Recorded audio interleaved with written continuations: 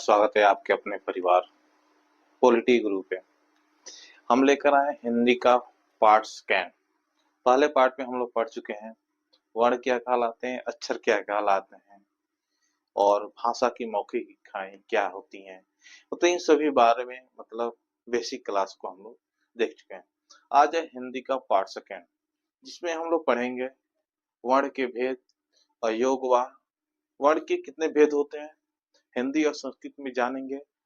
उसके बाद इसको इस वीडियो हम लोग कम से कम एक वर्ण के एक भेद को हम लोग कंप्लीट करेंगे। तो आइए शुरू करते हैं आज की क्लास को। लेकिन आप जहां भी होंगे अच्छे होंगे, स्वस्थ एवं मस्त होंगे और अपनी तैयारी को अच्छे से कर रहे होंगे। आइए समय व्यर्थ न करते हम लोग आज का क्लास को शुरू करते हैं। और चैनल पे नए हैं तो चैनल को सब्सक्राइब करिए। यहाँ मिलेगा संपूर्ण हिंदी और पॉलिटी का संपूर्ण क्लास। तो आप चैनल से जुड़ जाइए, सब्सक्राइब कर लीजिए और अपने यार मित्रों में अधिक से अधिक शेयर करिए। और यही शुरू करते हैं। पहला बेसिक क्लास में हम लोग पढ़ चुके हैं वर्ण, अक्षर और ध्वनि के बारे में।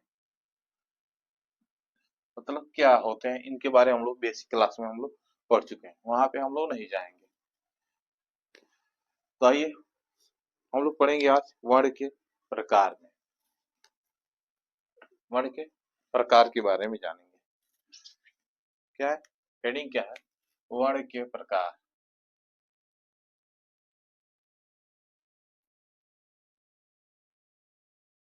वर्ण के प्रकार कितने प्रकार के होते हैं। देखिए, दो होते हैं या तीन होते हैं, आपको बताना है। तो यहाँ पे वर्ण के प्रकार दो होते हैं या तीन होते हैं। प्रकार कहिए या इसको हम लोग भेद भी कह सकते हैं। क्या भेद। अब बताइए वर्ण के प्रकार या वर्ण के भेद दो है या तीन है। देखिए हम लोग इसको हल क्या जाने। देखिए वर्ण के भेद हिंदी में जैसे एक होता है हिंदी में और एक होता है संस्कृत में। हिंदी में वर्ण के भेद दो होते हैं और संस्कृत में वर्ण के भेद तीन होते हैं। कौन कौन सा। देखिए हिंदी में वर्ण के भेद दो होते हैं, स्वर और व्यंजन। लेकिन संस्कृत में एक कौन सा वर्ण के भेद जुड़ जाता है, अयोगवाह। हिंदी में कौन होते हैं, एक होता है स्वर और व्यंजन। हिंदी में होते हैं एक स्वर होता है, एक व्यंजन होता है। लेकिन संस्कृत में कौन होते हैं, एक स्वर होता है,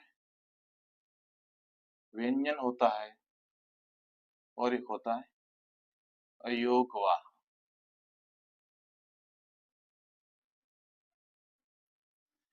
हिंदी में स्वर के दो भेद, स्वर एवं व्यंजन। संस्कृत में तीन भेद होते हैं, स्वर, व्यंजन और एक अयोगवाह। क्योंकि अयोगवाह का प्रयोग हिंदी में नहीं होता है, संस्कृत में होता है। अयोगवाह क्या होता है इसको हम लोग आगे जानेंगे। यहाँ से क्लियर प्रश्न पूछ देता है वर्ण के भेद हिंदी में। मान लीजिए प्रश्न पूछता है हिंदी में वर्ण के भेद हैं दो, तीन, चार, पांच। तो आप आंसर क्या देंगे, वर्ण के भेद हिंदी में पूछ रहा है तो हो जाएगा दो। और उस तरफ पूछ देता है वर्ण के भेद होते हैं तीन, चार, दो, पांच। देखिए हिंदी में वर्ण के भेद कितने हैं, दो। लेकिन वर्ण के भेद केवल पूछ दे तो ऑप्शन क्या हो जाए, option A is the right है। क्योंकि तीन वर्ण के भेद पूछ रहा है, यहाँ नहीं है कि संस्कृत में या हिंदी में। लेकिन मेंशन अगर हिंदी हो जाता है तो हो जाएगा, कि वर्ण के भेद पूछ ले तीन हो जाएगा। तो यहाँ तक क्लियर। तो आइए अब चलते हैं स्वर के भेद को जानते हैं।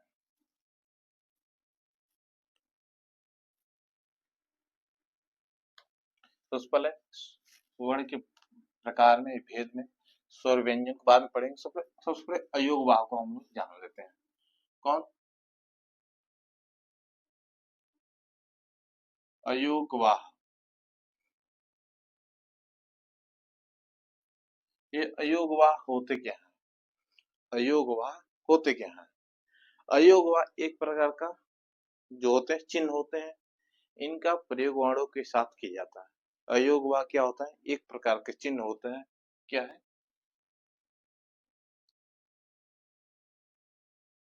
अयोगवाह एक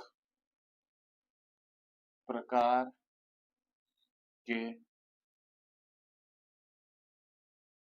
चिन्ह होते हैं, इनका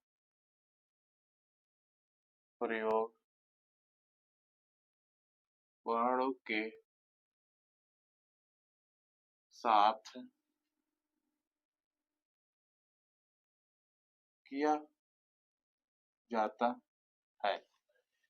क्या होते हैं? अयोगवाह एक प्रकार के चिन्ह होते हैं, इनका प्रयोग वर्णों के साथ किया जाता है। अयोगवाह चिन्हों का पहला, दूसरा, अयोगवाह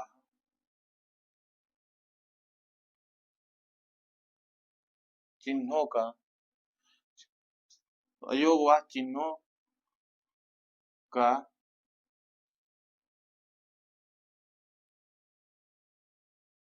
खुद का, अयोगवाह चिन्हों का स्वयं कहिए या खुद कहिए,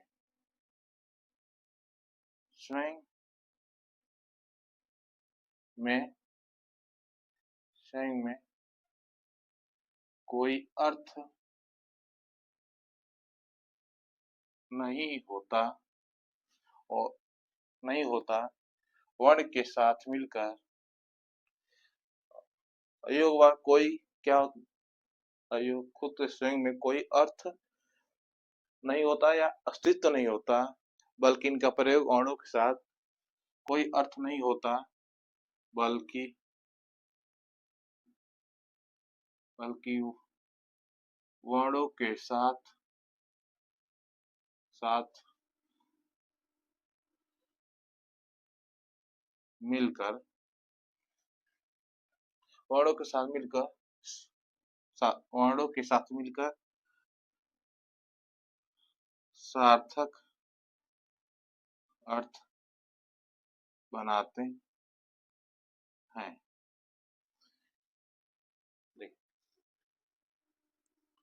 अयोगवाह एक प्रकार के चिन्ह होते हैं, इनका प्रयोग वर्णों के साथ किया जाता है। अब अयोगवाह चिन्हों का खुद या स्वयं में कोई अर्थ नहीं होता, बल्कि वर्णों के साथ मिलकर सार्थक अर्थ बनाते हैं, सार्थक रूप में प्रयोग होता है। या सार्थक से आप लिख सकते हैं, सार्थक रूप में प्रयोग होता है। कहाँ होता है? सार्थक रूप में प्रयोग होता है। अयोगवाह के प्रकार, अयोगवाह के प्रकार, अयोग प्रकार कितने हैं? अयोगवाह के प्रकार कितने प्रकार के हैं? टोटल 4 प्रकार के। कौन? 4 प्रकार। अयोग कितने प्रकार हैं? 4 प्रकार। पहला है अनुस्वार,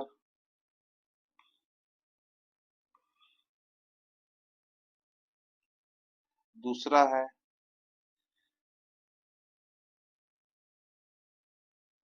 विसर्ग, अनुस्वार, विसर्ग और, तीसरा है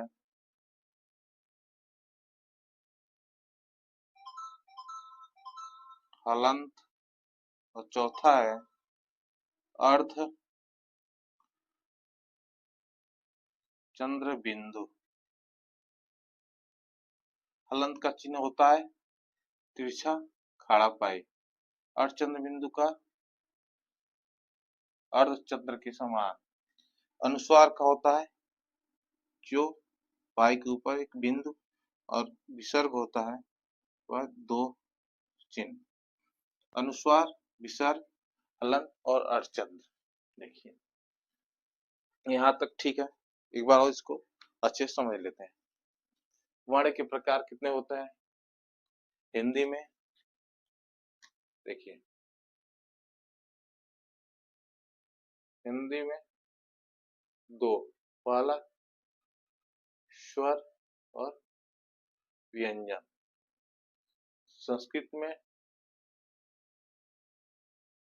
तीन, स्वर, व्यंजन और तीसरा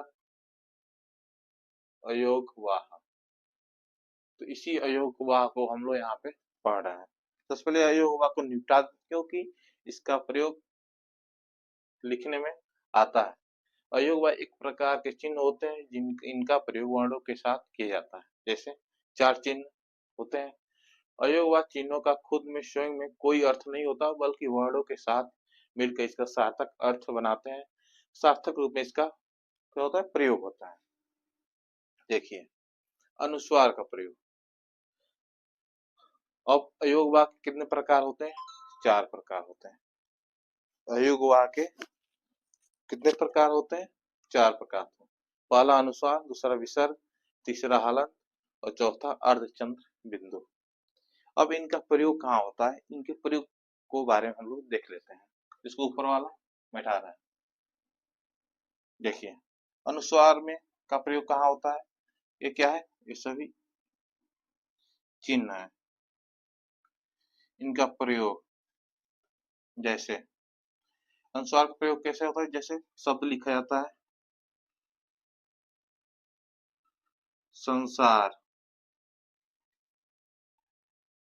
मयंक, संसार, मयंक, स्वयं, स्वयं तीन शब्द है। जैसे देखिए इसमें अनुस्वार का प्रयोग हुआ है संसार, मयंक, स्वयं।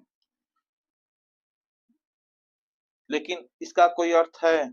केवल अनुस्वार का नहीं, एक वर्णों के साथ मिल गया है तो इसका सार्थक अर्थ हो गया है। जैसे संसार, मयंक, स्वयं आदि इत्यादि बहुत सारे शब्द हैं।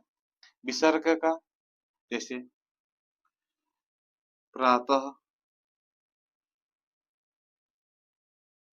दुख, दुख, प्रातः दुख और प्राय अंतः,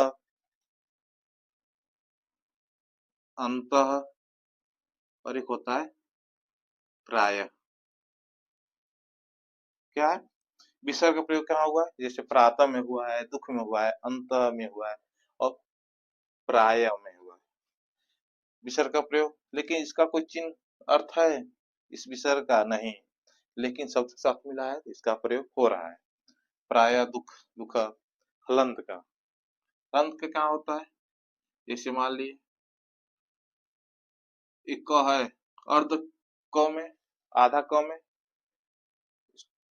होता है। इसको में हो जाता है जैसे पाठय में भी होता है। पाठय, मिट्टी, खट्टा,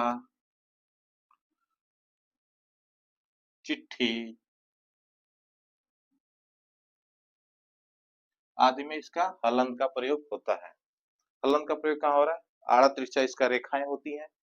मान अर्ध क में, पाठय में, मिट्टी में, खट्टा में, चिट्ठी में आदि में प्रयोग हलंत का भी हो रहा है।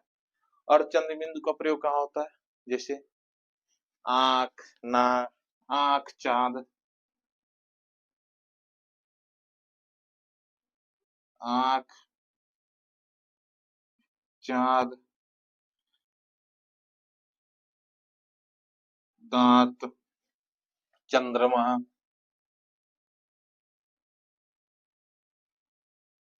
चंद्रमा आदि में इसका प्रयोग हो, अर्धचंद्र बिंदु का। ये तो टोटल योगवार है। कौन कहाँ से आया? वर्ण के प्रकार। वर्ण के प्रकार हिंदी में 2, संस्कृत में 3। हिंदी में कौन कौन से? स्वर और व्यंजन। संस्कृत में कौन? स्वर, व्यंजन और अयोगवा। अयोगवा क्या होते हैं? अयोगवा एक प्रकार के चिन्ह होते हैं, इनका प्रयोग वर्णों के साथ किया जाता है। अयोगवा क्या होता है? एक चिन्ह होता है, इनका प्रयोग वर्णों के साथ किया जाता है। दूसरा क्या है? अयोगवा स्वयं में या खुद में इसका कोई अस्तित्व या खुद में इसका अर्थ नहीं होता, लेकिन यह वर्णों के साथ इसका प्रयोग किया जाता है। और अयोगवा के प्रकार कितने हैं?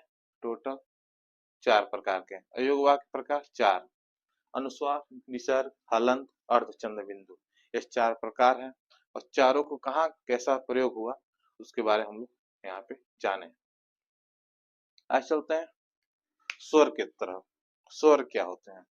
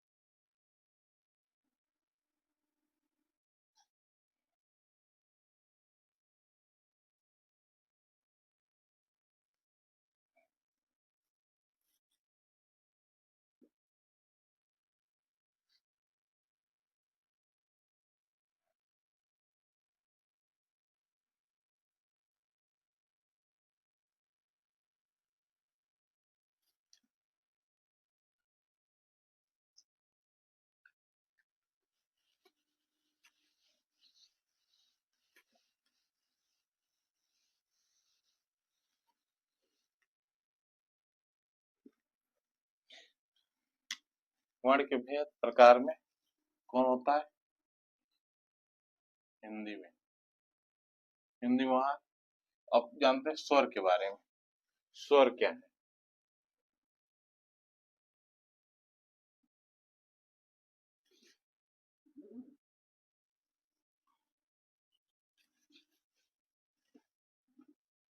नहीं है। अभी तक हम अयोगवाह के बारे में जाने, अब जानेंगे स्वर। स्वर किसे कहते हैं? अब हिंदी में 2 प्रकार के वर्ण होते हैं, स्वर और व्यंजन। तो स्वर के बारे में हम जान आगे पढ़ते हैं। क्या होता है स्वर? स्वर क्या है? पहला प्रश्न, स्वर क्या है? स्वर स्वतंत्र उच्चारित होने वाले वर्ण है, जिनको उच्चारण में किसी दूसरे की सहायता नहीं लेना पड़ता। स्वर क्या है? स्वर स्वतंत्र उच्चारित होने वाले वर्ण है, जो दूसरे वर्ण की सहायता से उच्चारित नहीं होते, उसे स्वर कहते हैं। ऐसे जिन वर्णों को उच्चारण बिना किसी, लिख सकते हैं हम लोग, जिन वर्णों का उच्चारण, जिन वर्णों का उच्चारण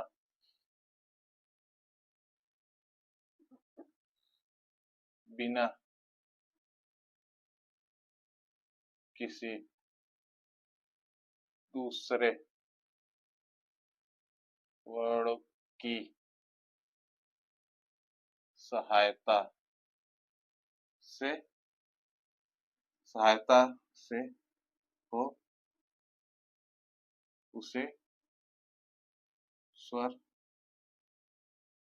कहते हैं। जिन वर्णों का उच्चारण बिना किसी दूसरे वर्णों की सहायता से होता है, उसे क्या कहते हैं? वर्ण कहलाता है। जिन स्वतंत्र पूर्वक पहला है। दूसरा, जिनका स्वतंत्र उच्चारण हो। तीसरा, स्वर वर्ण के भेद कितने होते हैं? 4। स्वर वर्ण के भेद कितने होते हैं? 4 प्रकार के। देखिए, स्वर वर्ण के भेद कितने होते हैं? 4 प्रकार के। स्वर वर्णों की संख्या कितनी होती है? यहाँ लिख लेते हैं। चौथा, स्वर वर्ण की संख्या कितनी होती है? 11। कौन कौन सी? स्वर वर्ण की संख्या 11। अब यहाँ से एक प्रश्न होता है, पूछता है,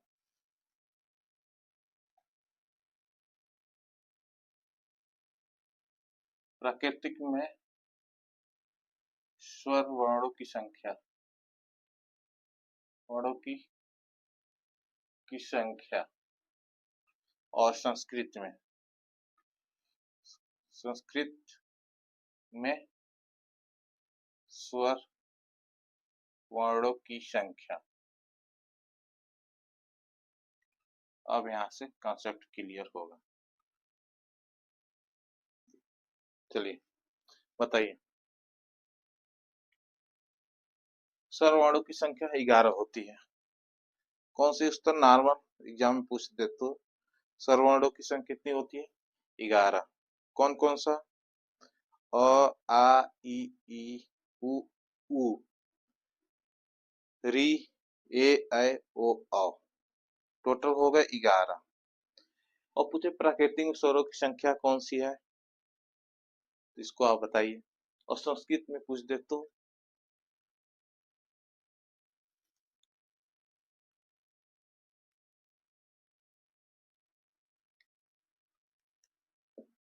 देखिए, यहाँ स्वर वर्णों की संख्या, पहले हम लोग संस्कृत की जान लो। संस्कृत में स्वर वर्णों की संख्या कितनी होती है? 13।